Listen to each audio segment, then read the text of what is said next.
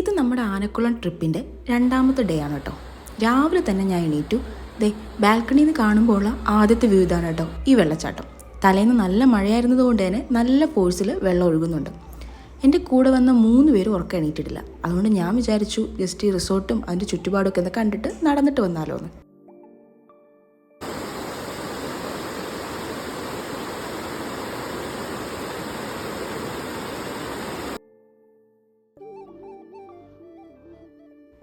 ഞാനിങ്ങനെ തേരാപ്പാര നടക്കുന്ന കണ്ടപ്പോൾ തന്നെ നമ്മൾ റിസോർട്ടിൻ്റെ കെയർ ടേക്കറായിട്ടുള്ള കാർത്തിചേട്ടൻ പറഞ്ഞു, അപ്പുറത്ത് വേറൊരു വെള്ളച്ചാട്ടമുണ്ട്. വെള്ളച്ചാട്ടമല്ല, ചെറുതായിട്ടൊരു അരുവി പോലെ, അത് കാണിച്ചു തരാമെന്ന്.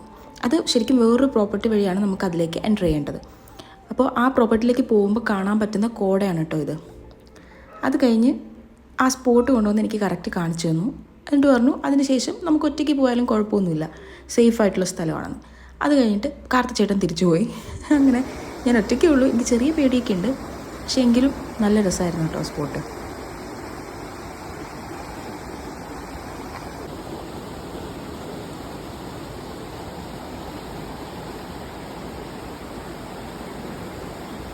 തലേ ദിവസം ഉറങ്ങാൻ കിടക്കുന്നതിന് മുന്നേ വൻ പ്ലാനിങ് ആയിരുന്നു. രാവിലെ എണീറ്റിട്ട് ഈ സ്പോട്ടിലേക്ക് പോയി ഒരുപാട് ഫോട്ടോസും വീഡിയോസൊക്കെ എടുക്കണമെന്ന്. പക്ഷെ പ്ലാനിങ്ങായി തന്നെ ഇരിക്കത്തേ ഉള്ളൂ, അതറിയാമല്ലോ.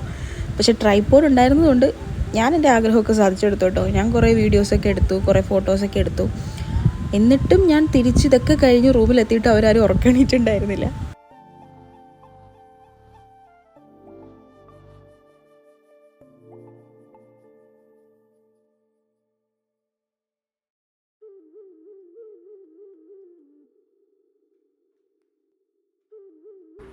തലേ ദിവസം ഒരുപാട് യാത്രയൊക്കെ ചെയ്ത് റിസോർട്ടിലെത്തി. ഇവിടെ എത്തിയപ്പോൾ മഴയുമായിരുന്നു. അങ്ങനെ ആകെ മൊത്തം നെഗറ്റീവ് വൈബിലായിരുന്നു നമ്മൾ തലേ ദിവസം രാത്രി ഉറങ്ങാൻ കിടന്നത് കേട്ടോ. നമ്മൾ ഇത്രയും കാശൊക്കെ കൊടുത്തിട്ട് നമ്മൾ ഇത്രയും പ്ലാൻ ചെയ്ത് വന്ന ട്രിപ്പ് കുളമാകുമോ എന്നൊരു ഡൗട്ട് നമുക്കുണ്ടായിരുന്നു. പക്ഷെ പിറ്റേന്ന് രാവിലെ എണീറ്റ് കഴിഞ്ഞപ്പോൾ ആ ഒരു ഡൗട്ടും ആ ഒരു വിഷമമൊക്കെ നമുക്ക് മാറി കേട്ടോ. ശരിക്കും പറഞ്ഞാൽ അന്ന് ഉറക്കം എണീറ്റതിന് ശേഷമാണ് ഈ ട്രിപ്പായി മാറിയത്.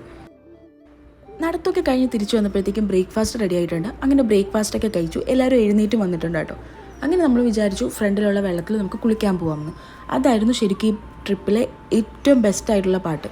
അപ്പോൾ അതിൻ്റെയൊക്കെ വിശേഷങ്ങളായിട്ട് നമുക്ക് അടുത്ത വീഡിയോയിൽ കാണാം കേട്ടോ. കാരണം എല്ലാം കൂടി ഈ ഒരു 3 മിനിറ്റിൽ എനിക്ക് പറയാൻ പറ്റുമെന്ന് തോന്നുന്നില്ല. അപ്പോൾ ഇനിയുള്ള വീഡിയോ ആയിരിക്കും ഈ ട്രിപ്പിൻ്റെ ഇൻട്രസ്റ്റിംഗ് പാട്ട് വരുന്നത്. അപ്പോൾ കാണാം.